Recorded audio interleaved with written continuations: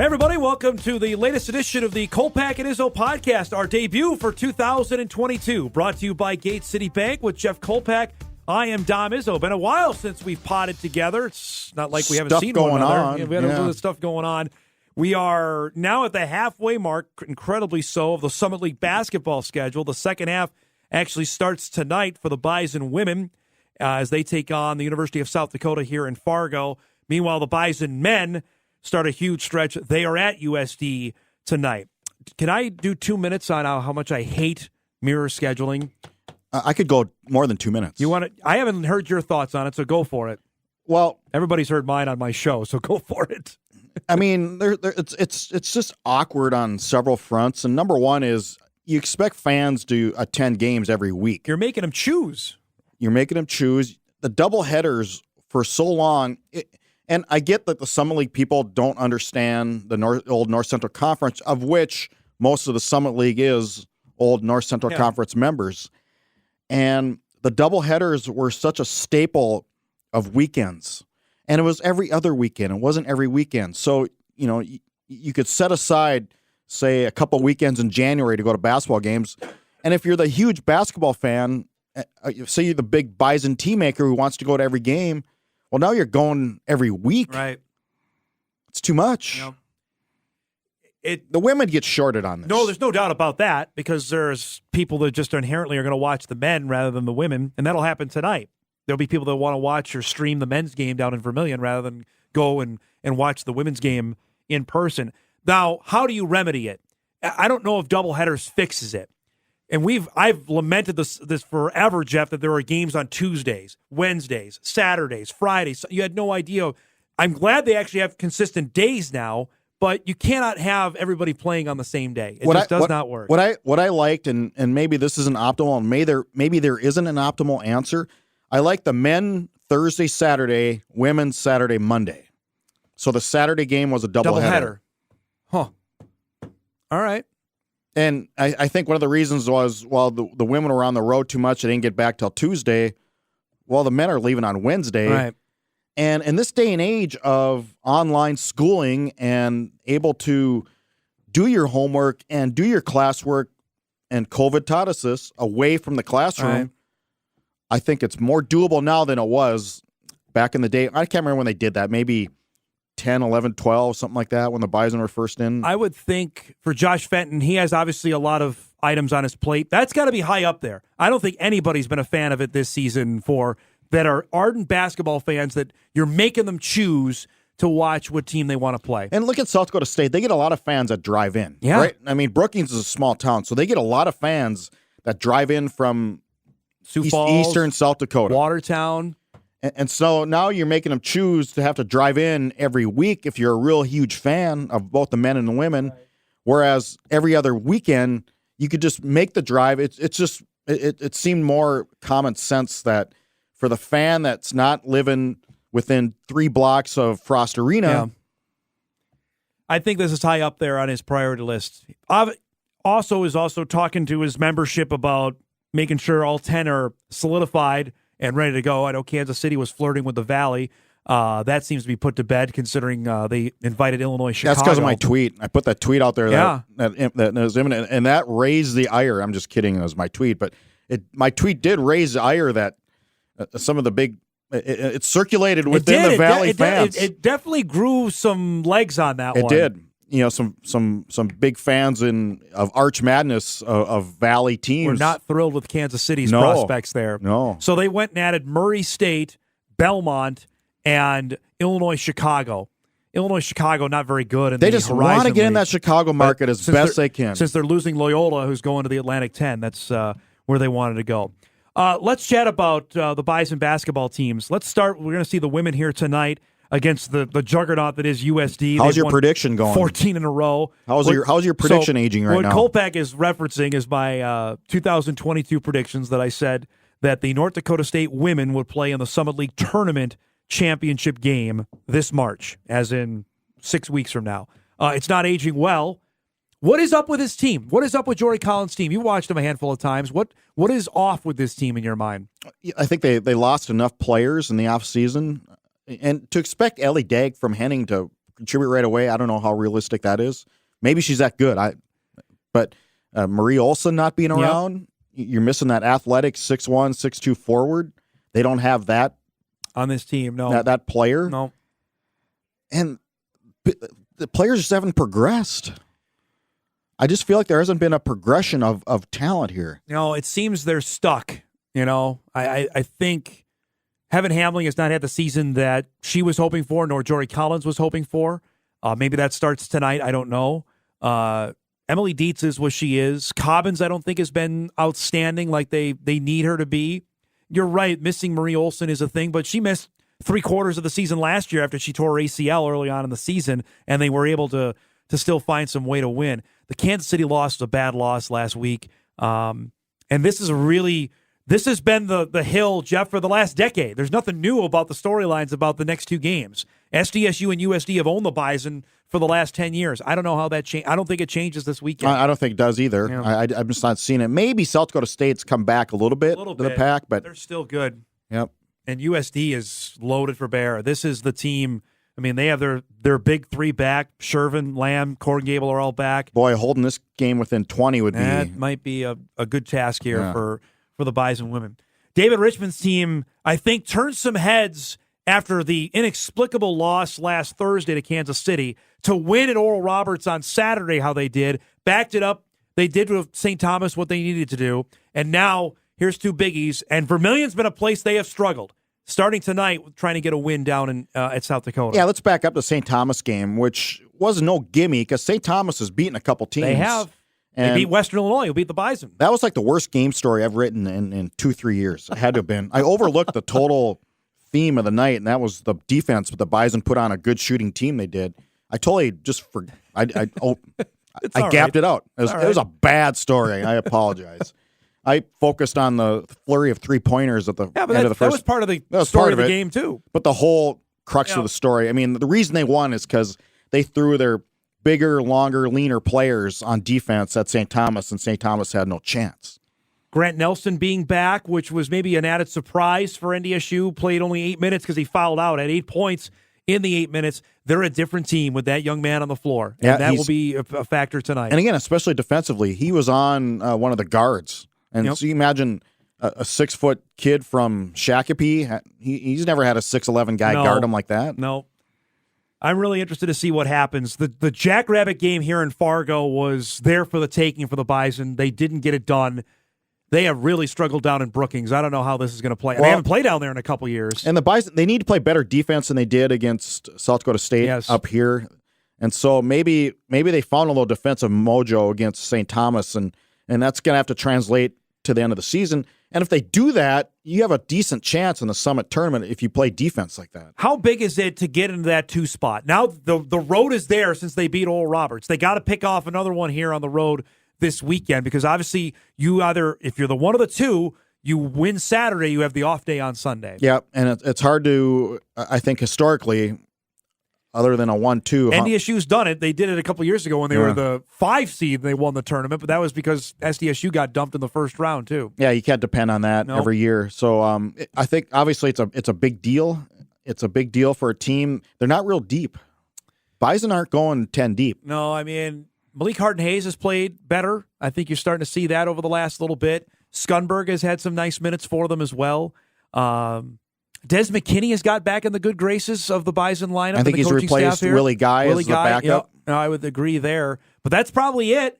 You're not. I mean, Andrew Morgan be playing if he'd been healthy, but we're probably not going to see him till middle of next month. So I'd imagine. Maybe 8 deep. Probably. Coleman's not really playing. No. Yeah, that's probably it on where they're going right now. I'm trying to think if I'm forgetting somebody else on that lineup, but I don't think so for how deep that Dave's going. I mean, the tournament, you're going to have Sam play 37 minutes. So to do that, back to him. Strite's not playing a ton. No, you got a couple minutes. That's it. I'd say it's probably eight deep right now. I know our colleague Mike McFeely had the story last week about each of the coaches getting contract extensions. One was Dave's happened last summer of 2020. Jory's was 2021. Each 5-year extensions there.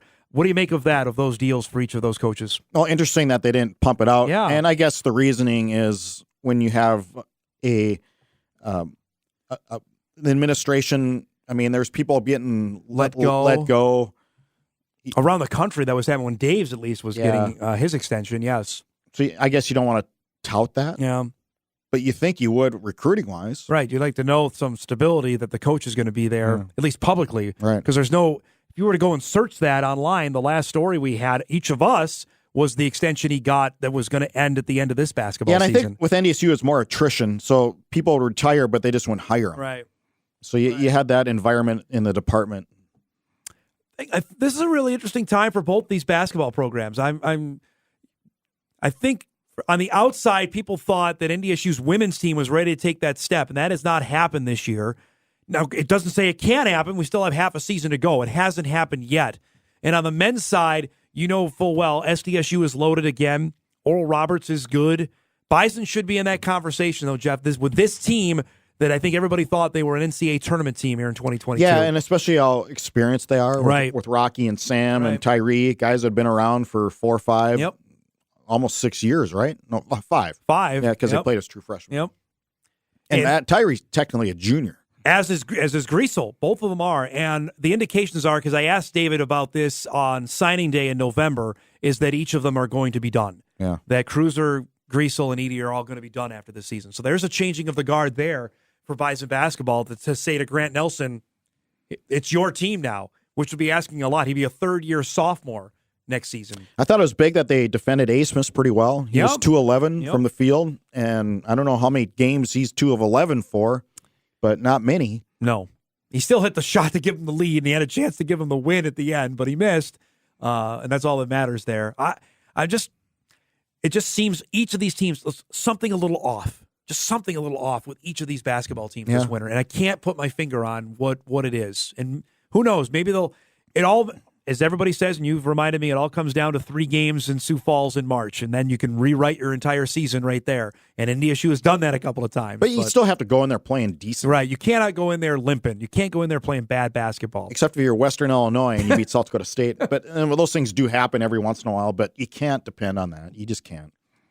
The expansion of the Summer League tournament is coming for next season, not this year, for 2023. It's inevitable. I think a majority of conference tournaments have everybody playing in them now. I'm not real big on St. Thomas being in the tournament, but ineligible. Correct. I'm not big on that. I'm just not.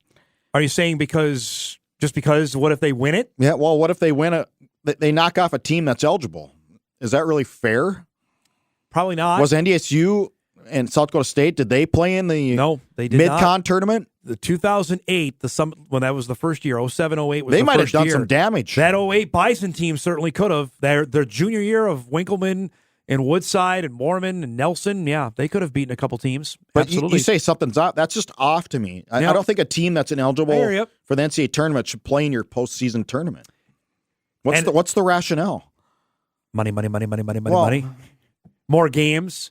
And to get everybody into it, that's more games and more money is what it comes down to, because now you have an extra day of the tournament. So the tournament will now go Friday to Tuesday instead of Saturday to Tuesday. So you've got those. Doesn't make it right. I agree. I think they're maybe counting on some St. Thomas folk to come from St. Paul down to Sioux Falls. Maybe a little bit. I don't know. I think they're obviously going to charge more money for those games and maybe more for the rest of the tournament as well.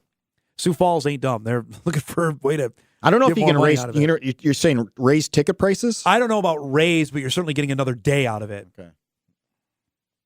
I think so. So that's where things stand there.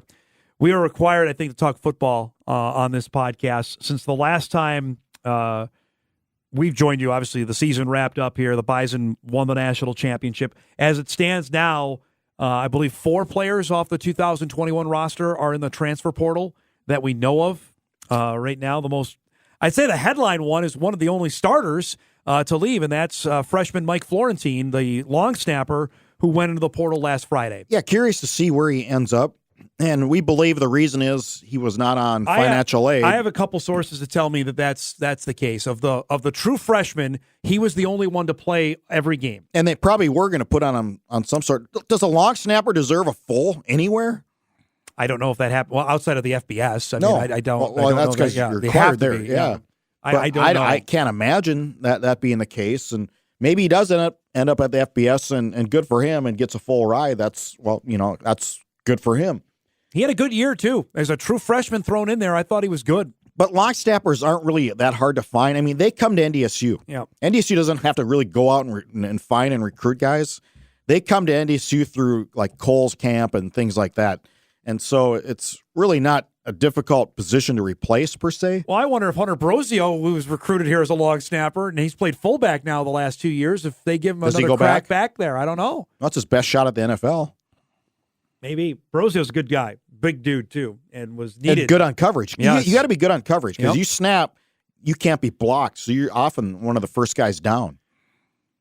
Other than that, that's it. I mean, Barty Ogbu went into the portal. A couple other players are there as well. Backup punter? Yes. Whiting, I think. Nate Whiting is his name that went in there as well. Are you surprised at the lack of players that they've in there as of we tape this on Thursday? Maybe a couple years prior of guys going in the portal was an educational podium for some of these players looking, okay, DJ Stewart, what happened to him? He went to D2. And he was playing a little bit last spring. A little bit, yep. Then he goes into the portal right away. Josh Hayes, how'd that work out? Now, maybe it will at K-State. I don't know, but he goes to Virginia, disappears from sight. Yep. Adam Cofield, did his NFL stock rise at the FBS? Certainly not. He played for a championship team in Western Kentucky, but that was it. I would say individual success probably did not find him Tillman, there. He's not playing anywhere. He goes into the portal and gets zero. Yeah. I heard he wanted to come back, and they said no. Yeah. It's kind of the MO. If you're gonna leave, it's probably the door is probably. Where's Otis Weah going to end up? I don't know. All quiet right there as we sit here at the end of January. He was sniffing around in Texas a little bit. Interesting. That's a real interesting story for a lot of people around here locally that follow Otis, know Otis, that want to see good things for Otis. It's really intriguing to see what's happened there. Well, so he's nowhere that we know in spring semester anywhere. Correct. At least that as of right now, that is correct.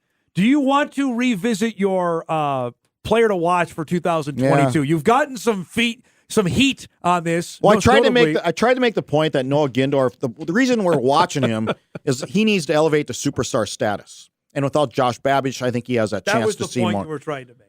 Obviously, McFeely didn't see that way. Do you have another player you'd submit for player to watch then for 2022? Boy, you're putting me on the spot. I always love doing that. How about Pino from... Oh, Barika Penu. Okay. Penu. Yep, from Cheyenne. Yeah, I don't know. Lot of say hype. His name. A lot of hype around that young man. But it's a crowded... It is a crowded position. backfield there, but I think he's going to find a way to get a couple carries. I think you have to go to receiver, though. You have to find somebody to replace Christian Watson, and that would be the player to watch. You need that deep guy. I might go Collins, true freshman from Mankato. Collins, wow. Not even on campus yet. Or Hagerly from West Fargo. All right. Can I do two? You can do that, absolutely. If you're recasting your vote here, I already put mine as DJ Hart. Right. I wanted wide receiver as well. He's not. I like to see a 6'3", 6'4" guy. All right. He's got great hands, I'll say that. With DJ, I'll throw that out there. I'll give one defensive guy just because I know Madden's talked plenty about Penu and also talked plenty about Jackson Dutenheffer, Mandan kid who played a few games this year as a true freshman that's going to be inserted in that interior defensive line with the Bison are losing a few guys there that he might have a chance to step up and play quite a bit in 2022. Yeah, I think that's a good pick. Yeah. And the fact that he played a couple games as a true freshman tells you they like what they see in him. I think both the Mostarts are going to be outstanding. I really think they've already been there. I think Eli's an All-American. I thought he's almost All-American this year. He didn't get a lot of reps. Just scratching the surface there. Let's wrap this because I know it's a story you've been writing about and following. The interview process is underway. On-campus visits going for the next president at North Dakota State. The guy from Kansas, Cook, was here yesterday. What do you make of the finalists here? And for fans of athletics, what should they be looking for here over this period? Well, I mean, they're going to come in and say what they want to say in the interview process. To me, say all the right things. You can talk a good game. So I just look at the experience factor, and I look at this list of 5, and nothing really jumps out on paper. Okay, that's all we have. That's all I have. I haven't talked to these people personally. I just look at experience on paper, and I'm not seeing it. I mean, I got a little source in Kansas that really didn't know David Cook exists. Interesting. Because people, I think, would see it automatically and see, well, some of these are from schools that don't have football to begin with. And I know it's not all about football, but we're talking about it on a sports podcast. So I think there is where you have the current president, the outgoing president, who's had such a huge presence in athletics. He was at the women's basketball game. I was talking to him on Saturday afternoon about him being a part of the NCAA Constitutional Convention. That is a huge piece. It cannot be overlooked of what this stretch has been over the last 12 years. Yeah, I mean, do these 5 even know what the constitutional change is all about? Right. Can they navigate their way through meetings and NCAA stuff? And you can always say, well, we hired Dunn. That's why you have an athletic director. Yep. Well, yeah, but you need the support at the top. See Jeff Kolpack versus Thomas Plow. What was that column? 1995 or 4? When did he start? So I wrote this that I wanted to get an interview one-on-one with Tom Plow, private school guy, and it took like 2 months. Seriously, it took like 2 months before I finally landed in his office. And when I'm there, he has Lynn Dorn in the office with him. So he couldn't even... Is it like a guide? We couldn't even go one-on-one. Wow. Because he couldn't answer the questions I you guess. had. Yeah. It was like a little security blanket there. I'm interested to see where things go here. I really am on how this. Now, whoever gets hired, they may be good. Yeah. He or she, they may be great. We don't know, but I'm just judging on what I look on paper. And this is a huge deal. It's the problem, and we said it's the problem of the way they treated Brashani, the way they let him go. The State Board of Higher Ed. Yes, I'm sorry. Yep. And who would want to come in and work for this state board? So the candidate pool was already tainted in your mind. Well, yeah, when the prior person got let go for who knows what reason. Would you want to work? No. I wholeheartedly agree with you there. No. Absolutely not. No. How come there's nobody, a VP from the Big 10 or Big 12 that applied or was in a finalist for list? A national land grant school that has pretty good status nationwide now of that and has regained that status. You have a back. Minnesota Crookston chancellor. We saw football get eliminated at that school. It just doesn't look good. No. And she may be great. I don't know. But I'm just looking at the paper. And you look what's coming forward for the NCAA. There's going to be massive changes because of Brashani's influence on this convention of the Constitution that's going to change how Division I is governed and how it looks. The next 10 years are critical here. And we got rid of the guy who's forefront on that legislation.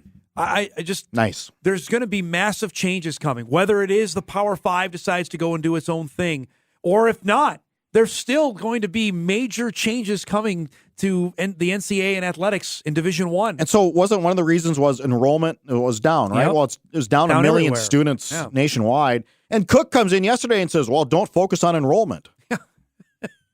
Right. I know. Hypocritical, but it's not just in sports. I can tell you that. Well, let's hire him. Right? Who knows? I just, it cannot be over. I know for fans, it's not the glory. It's not the glory stuff. It's not the stuff on the field. This is important. It's as important as what's going on in the portal to name, image, likeness. This all is tied in together. It affects stuff that happens on the field. And to have somebody that's connected to athletics, cares about athletics, is a huge piece for a university. In a 2-block radius. In a 2-block radius, by this time next year, there will be $100 million in privately raised projects with the shack and the indoor football facility. $100 million combined. Yep. Oh, you don't think that matters? Yeah, should tell you automatically how much athletics matters in the campus, considering those are the two biggest buildings that the campus has. The Fargo Dome is owned by the city. Those are by the campus. It's a big deal. I'm really interested to see who ends up taking this job. Does Rob Port listen to this? Privately raised, Rob. Yeah. $100 million privately raised. I don't know if he listens, but there you go. Yeah. You got it out there. We got to roll. This was fun to get back and doing this. We're going to get back into a habit of this as we roll through basketball season. The new signing day, the former old... Remember this when February was a big deal. Now it seems like a complete afterthought. The February signing period comes on Wednesday. It's not expected NDSU is going to add anybody there. Maybe one or two. If that does, of course, we'll keep you updated on that. And much more, of course, on the Bison Media Zone and here on our podcast. Good to see you, my man. You too. Thanks, everybody, so much for listening to the Kolpack and Izzo Podcast, brought to you by Gate City Bank.